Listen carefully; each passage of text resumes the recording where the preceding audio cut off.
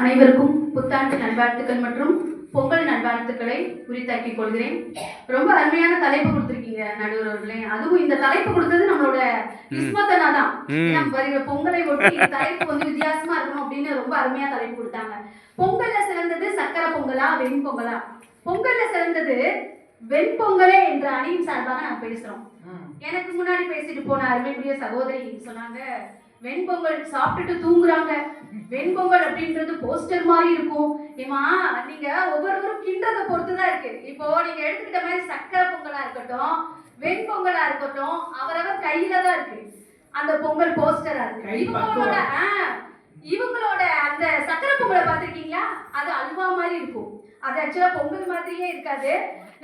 நீங்க அந்த பொங்கலை எடுத்து சாப்பிடும் போது அது பாத்தீங்க அப்படின்னா பல்லுலயே ஒட்டிக்கும்.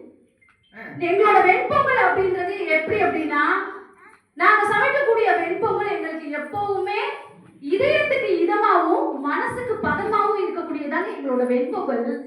உங்களோட சக்கரை பொங்கல் எப்படி தெரியுங்களா? அதான் அவங்க சொன்னாங்களே, சக்கரை பொங்கல் வந்து நீங்க வந்து உங்களுடைய உடம்புக்கு நல்லது அது கிடையாது, நீங்க அளவாதான் சாப்பிட முடியும். சக்கரை அது அப்புறம் எங்க சக்கரை வருது சொல்லுங்க பாப்போம். ஏன் நீங்க எல்லாம் சாப்பிட வேண்டியதானே? நல்ல சக்கரை பொங்கல் எடுத்து மனமா சாப்பிட வேண்டியதானே? உங்களை யார் வேண்டாம்னு சொன்னா? பயம். சக்கரை பொங்கலுக்கும் இதுக்கும் சம்பந்தமே இல்லைன்னு சொன்னீங்களே. இங்க உட்கார்ந்துருக்கோங்க எத்தனை பேர் சக்கரை பொங்கல் அப்படி தட்டு நிறைய போட்டு எப்படி சாப்பிடுவீங்க சொல்லுங்க பாப்போம்? முடியாது. அதுவும் அந்த பக்கம் உட்கார்ந்துருக்க ஆளுகள் எல்லாம் பாருங்க, ஆளுகள் எல்லாம் பாருங்க. அதுவும் நம்ம வள்ளியம்மை அம்மா, ஏன்னா வள்ளியம்மை அம்மா நல்ல இனிப்பா பேசுவாங்க. ஆனா இனிப்பு கொடுத்தோம்னா 8 அடி தூரம் போயிருவாங்க. Super super super. பாடிக்கு ஒத்துக்கிறாரு பாப்பா அப்படி சொல்லிட்டு இங்க வந்து சக்கரை பொங்கல் அணியில உட்கார்ந்துருக்காங்க. இப்போ சக்கரை பொங்கல் அப்படின்னு சொன்னா அப்படி பிளாக் ஃபாரஸ்ட் மாதிரி கேக்கு மாதிரி இப்ப செய்யறாங்க எல்லாம். இப்ப அந்த மாதிரி ட்ரெண்ட்ல போயிட்டாங்க.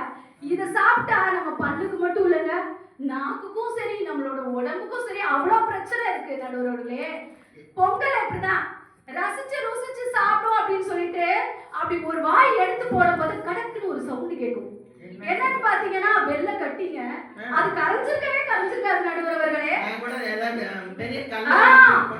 எங்க மனசுக்குள்ள எப்படி தெரியுமா, நம்ம பொங்கலை தான் சாப்பிடுறோமா இல்ல வேற பாறை எதுவும் சாப்பிடுறோமா அப்படின்ற ஒரு டவுட் வந்துருங்க. கையில புடிச்சாலும் சரி இல்ல உருண்டையா உருட்டி சாப்பிடுறதா அப்படின்ற ஒரு டவுட்டே எங்களுக்கு வந்துடும் நடுவர்களே. அது அவங்க செய்யல அப்படி பொங்கல் நடுவர்களே. அதை விட எங்க என்ன தெரியுமா சொல்றாங்க, எங்களோட பிரியாணி எப்படி தெரியுங்களா? எங்களோட நான் சொல்றோம்ல பிரியாணி அப்படின்றது ஒரு மினி பிரியாணி மாதிரி.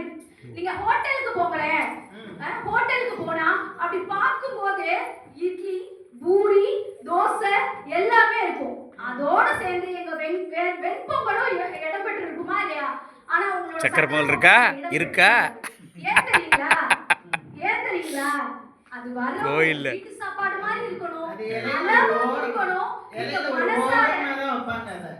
அது எப்பதான் சாப்பிட முடியும். ஆனா எங்களோட வெண்பொங்கலை நீங்க அப்படி நெய் மணக்க ஊத்தி வடை மலை மாதிரி இருக்குங்க வெண்பொங்கல். அதுல ஒரு பள்ளத்தை தோண்டி அதுல கொஞ்சம் சாம்பாரை ஊத்தி வடை தொட்டுக்க அப்படி வடை. அந்த வடை எப்படி தெரியுங்களா? அப்படியே ஒரு அதாவது கல்யாணம் ஆகாத மாப்பிள்ளை மாதிரி தொண மாப்பிள்ளை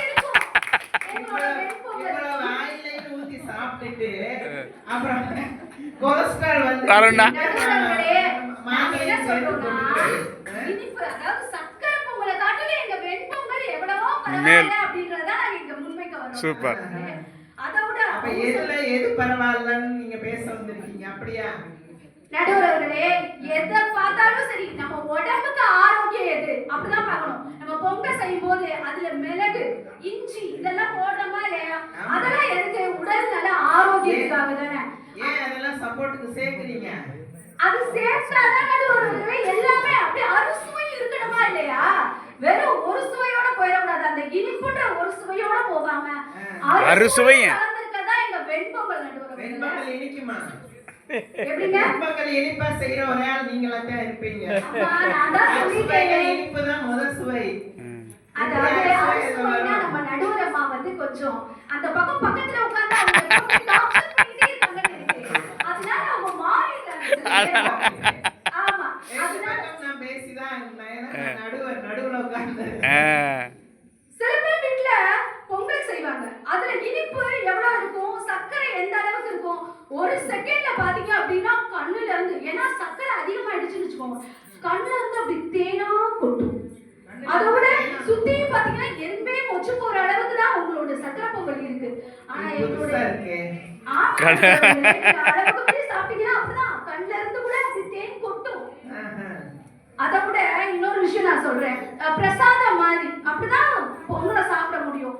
இப்போ நான் ஒரு விஷயம் சொல்றேன் பாருங்க, வெண்பொங்கலுக்கு நீங்க நடுவர்களே டயட் சபதம் அப்படின்னு ஒண்ணு இருக்கு. அதுல என்னன்னா நம்ம ஊர் ஆளுங்க என்ன பண்ணுவாங்க அப்படின்னா டயட் ஆரம்பிக்கணும். ஏன்னா இந்த நியூ இயருக்கு ரெசல்யூஷன் எடுக்கிறதும் இது ஒரு விதத்துல அடங்கும். திங்கக்கிழமை காலையில என்ன பண்ணுவோம், நியூ இயர் வந்துருச்சு இல்லையா, நியூ இயர் பிறந்துருச்சு, நம்ம எல்லாரும் ஒரு ரெசல்யூஷன் எடுத்திருப்போம். திங்கக்கிழமை காலையில இருந்து நோ ஸ்வீட் நோ ஆயில் அப்படின்னு முடிவு பண்ணி வச்சிருப்போம். அப்புறம் என்ன பண்ணுவோம், மறுநாள் ஏதாவது ஒரு விசேஷம்னு வச்சுக்கோங்களேன், விசேஷத்தை முடிச்சிட்டு நம்ம ரெசல்யூஷனுக்கு வருவோமே அப்படி நினைப்போம்.